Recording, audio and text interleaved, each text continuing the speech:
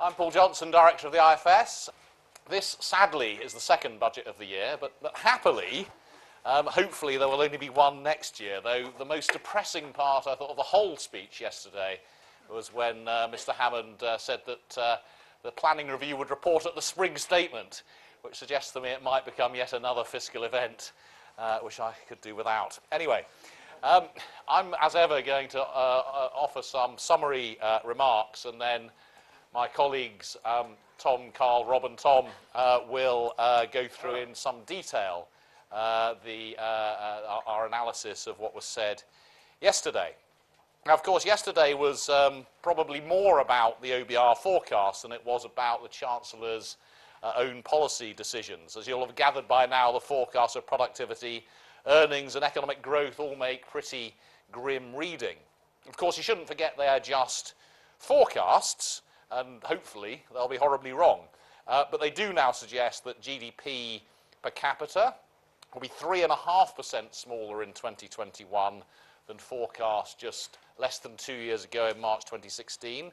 That's a loss of £65 billion to the economy.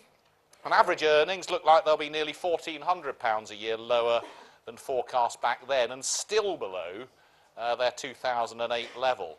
So we're in danger of losing not just one, but getting on for 2 decades of earnings growth. And the knock-on effects on forecast borrowing are obvious. It's going to be pushed up. It has been pushed up.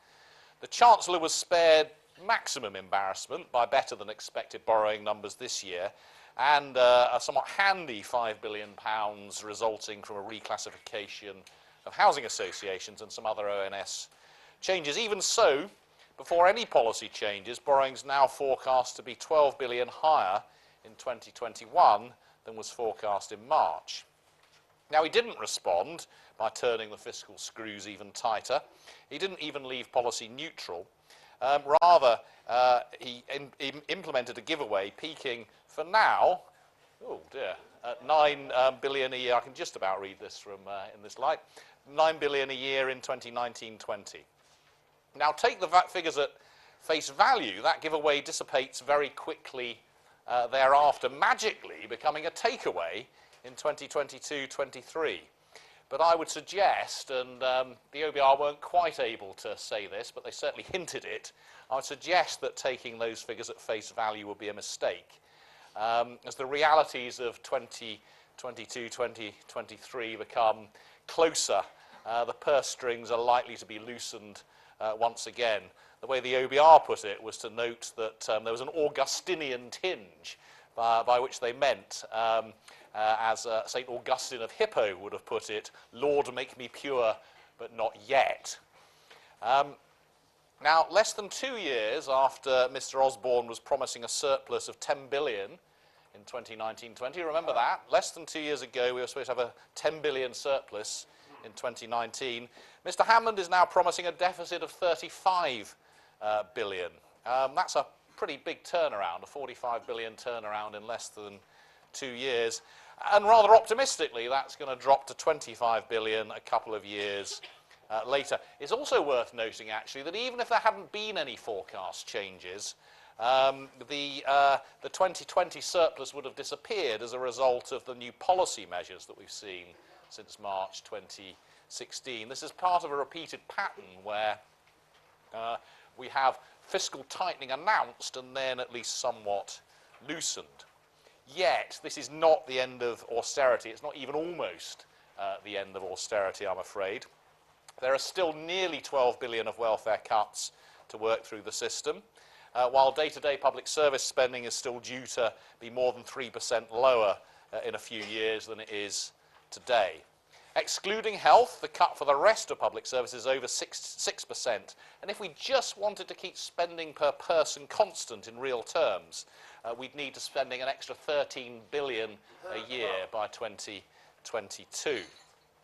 The figures published yesterday, I'm afraid, also imply 1 more year of spending restraint. And this has been a constant theme ever since 2010. As the years go by, the end of austerity keeps slipping out of view.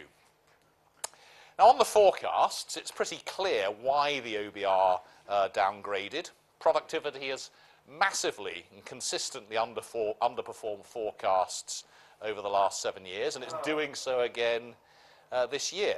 And the OBR, you might say, finally judged that the time had come to assume that things would not bounce back close to the pre-crisis normal anytime soon. They now expect productivity growth around 1% a year for the next few years, rather than 1.7%, which they'd previously been forecasting. Now, it's worth saying that the post-crisis average has been more like 0.3% a year. So it's actually quite hard, whilst this looks horribly pessimistic relative to last year's forecasts, it's quite hard to say that it's unduly pessimistic. Of course, in the end, it's a judgment call. There's some science to this, but there's quite a lot of art. And it looks to me about as likely to be too optimistic as it is to be too pessimistic, which is, of course, exactly what it should be. Now, the OBR do expect some more hours of work and some higher levels of employment, but this overall still leaves growth forecast down, and growth reaching a maximum of just 1.6% a year by the end of the forecast period. It's getting a long time now, isn't it, since we thought that anything less than 2% was pretty grim. I mean, we're going to have had a long period with nothing more than that going forward.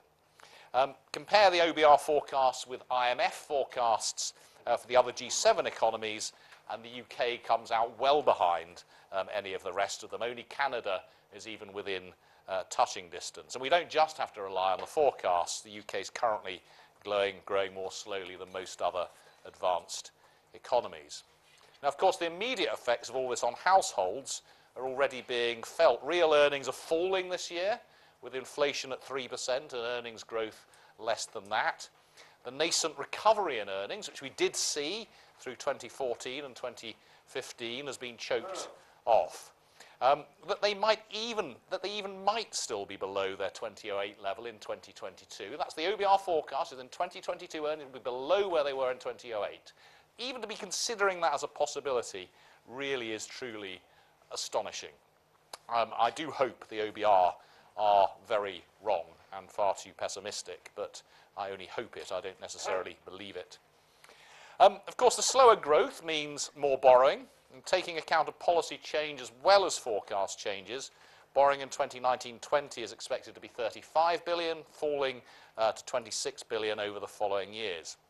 All of those numbers will be another 5 or 6 billion higher if it weren't for the classification changes. And we're likely to see we are highly likely to see extra spending unveiled for the later years, pushing the deficit up further. We are still well on course to meet the 2020 target for borrowing to be less than 2% of national income, with less headroom than before. I have to say I think the chances of getting to budget balance by the mid-2020s, which was a key part of the Conservative manifesto, the chance of that look pretty remote to me. Now, to be fair to the government, it has been open and transparent about how it's treated the public finance rules. Regarding the changes to regulations surrounding housing associations, they stated explicitly the only reason for these regulations is to seek ONS to reclassify housing associations to the private sector. As the OBR observes, it's hard to argue this change in statistical treatment reduces the exposure of government to these organisations. It's always important to look behind the headline figures. So does any of that matter? Well, austerity is continuing to bite. Interest rates are extremely low. Debt remains on course to start falling as a fraction of national income. There are certainly arguments for more borrowing and more spending. The arguments against, which are the ones that the government is concerned about, is particularly with lower projected growth rates. They imply that debt will be higher over time for any given level of borrowing. Remember, debt did fall very rapidly after the Second World War. It was much higher than it is now as a fraction of national income, and we did run modest deficits for most of the period in the 50s and 60s. But the reason that debt fell is that nominal growth, both real growth and inflation, were much stronger than they are today. The sorts of modest growth rates implied by the figures we saw yesterday is if we were to maintain a deficit of just 1% of national income, which is where we're heading for the early 2020s, we wouldn't get debt down to its pre-crisis levels, well, until I'm dead, certainly. Certainly past the 2060s. And that is not even taking account of the certainty of recessions over that period. So where are we on spending? There were some giveaways yesterday, but the wider fact remains that most areas of public spending still have some pretty difficult years ahead.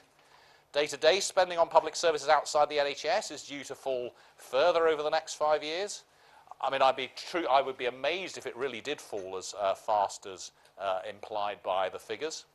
The last few years have been marked by constant small upgrades to what we said at the time were implausibly tight spending plans. Just in the last year, to avoid problems in prisons, in social care, and now in health. There will almost inevitably be more such top-ups in the years ahead. The planned increases in health spending itself remain modest in the context of easily the tightest decade of NHS spending since its founding. Changes to universal credit will help with a particular problem. They're also pretty modest, costing 300 million a year in the context of planned working age benefit cuts of 12 billion a year, but they are well targeted at those who find it difficult to cope with a 6-week wait. They're relatively small, but they are very well targeted, probably on a group who would like to have the biggest problems with universal credit. The public pay cap appears to have been lifted, but there's no additional money allocated, and the Treasury's only committed to providing extra money for nurses. I have to say, for other public service workers, given the spending constraints, I wouldn't be holding my breath in anticipation of an inflation busting, or perhaps even a 1% busting pay rise. One form of spending, though, where Mr. Hammond has been quite generous is investment spending. He topped up investment plans quite a lot last year and again this year, such that public sector investment is rising towards 2.4% of national income. Now, that is actually its highest level, other than the short period during the crisis when national income was very low. That's its highest level in 40 years. And I have to say, given the more immediate pressures on spending, it's a pretty brave focus on the long term. And it's a focus which previous chancellors, especially when money has been tight, have always shied away from. So I think he should be congratulated on that, and we have to hope it will pay off. There was a lot about housing, both in the build-up to the budget and in the budget. He put it at the centre of his budget. Interesting, he didn't actually commit an awful lot of additional public money. You'd be forgiven for thinking he had. I mean, this came in his speech. Over the next 5 years, we will commit a total of at least 44 billion of capital funding, loans and guarantees to support our housing market. If you look in the scorecard, that translates into about $1.5 billion a year. So not much of that is actually public spending. Now, that's not to say that the overall plan is not sensible. There are additional guarantees for housing associations, borrowing powers for local authorities, money for infrastructure, a review of planning, all very sensible. But what their actual impact will be, I think we can only wait and see. So how impactful will it be? Suppose we do get those 300,000 new homes a year. Might that reverse the fall in home ownership among the younger generation? Well, it might, but it's important to think clearly. It is important to think clearly about this. The fall up to now in home ownership is not because young people aren't living in homes. I mean, they are living somewhere. It's just that they're living in homes that they're renting, generally from older people who have bought the properties because they can, because they have the money, and those properties provide a good return in rent and in capital appreciation. So older, richer people might just continue to buy these new properties. We might build a whole bunch of new properties. It's not obvious that young people will be the ones buying them. Older people only stop doing that when they take the view the return in terms of rent and capital gain isn't worth their while. In other words, we get back to the world we probably want to be in which the consumption value of housing it rises relative to its investment value. Now, that, the actuality and promise of more house building might help us achieve that and tip the scales in favour of younger buyers. That's the sort of economics, I think, behind hoping that this might be effective. It's also important to think about the impact of stamp duty. I think there's been a bit of over-interpretation, shall we say, of something that the OBR has said.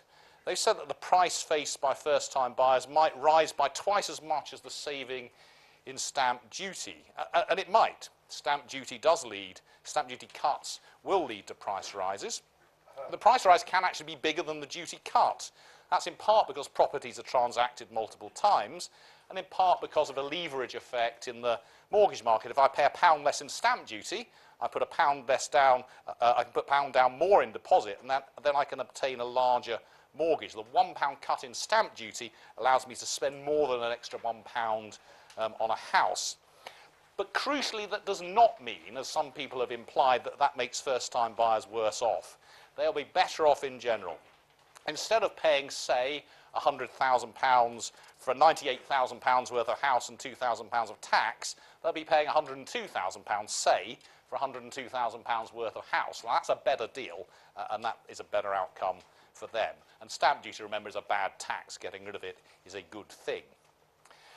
Finally, I've got all the way through here without mentioning the B word. Where's Brexit in all of this? Well, there were £3 billion set aside for preparations over the next 2 years. There's no mention in any of this of a divorce payment. As far as the economic forecasts are concerned, the OBR, again, actually, rather plaintively says, we asked the government whether it wished to provide any additional information on its policies in respect of Brexit that would be relevant to our forecasts. It directed us to the Prime Minister's Florence speech from September and a white paper published in February. So they weren't ever so helpful to the OBR or anybody else. So given the uncertainty regarding how the government will respond to the choices and trade-offs it faces during negotiations, we still have no meaningful basis on which to form a judgment as to the final outcome and upon which we can condition our forecast. In other words, their forecast is flying pretty blind.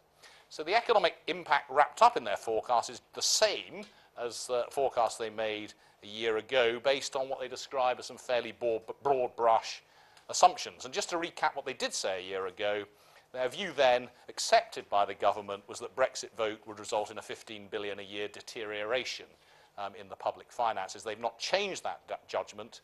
Importantly, the additional slowdown in this year's forecasts are not put down by the OBR to Brexit. So, to wrap up, despite all of the focus on the forecast that everyone else and I have made today, the overwhelming fact is of pervasive economic uncertainty. Despite all the gloom, we can hope for better, though we may still fear for worse.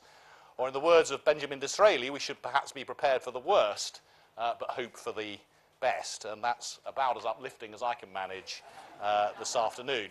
But much more uplifting will be my colleagues, and Tom Pope will start by taking you through the public finances. Thank you.